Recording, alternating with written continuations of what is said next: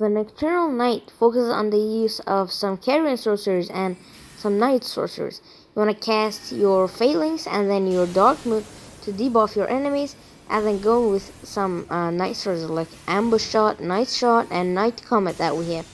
Then you can go for melee with your shield and your thrusting sword, and you can parry. This sword gets a 110 critical hit multiplier, which is very good for a weapon in Elden Ring, and you can get a very good amount of damage in the critical hits out of it. So you can parry. You kind of want to parry for the enemies that can be parried. It's very good for them.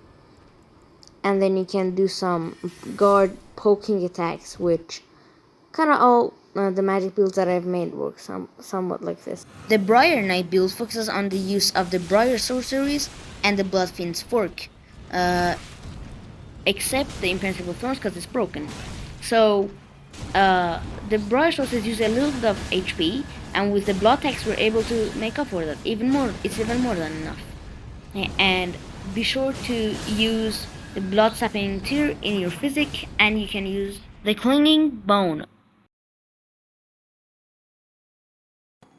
Hello guys, the Cryo King focuses on the use of some water sorcerers and seemingly water sorcerers. You wanna buff your weapon and then cast Founding Rain of Stars and Star Downpour, and also your bubbles when you're far, and then get in with your halberd, and then you have a axe option, which is your secondary weapon, and then you can use it while you're using the shield because it's quicker, and then you can parry enemies. Parrying is a very good option for enemies that can be parried.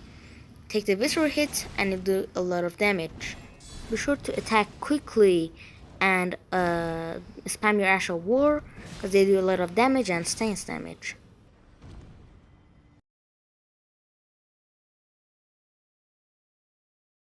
The Loyal Professor focuses on the use of poison and rot together. It's like rot and poison on the enemy. So you want to apply Rot Grease to your left hand weapon Misericord, which you can also use Assassin's Gambit, which is a stealth Ash of War, which is fitting for this build, and then you can proc Scarlet Rot very quickly with them.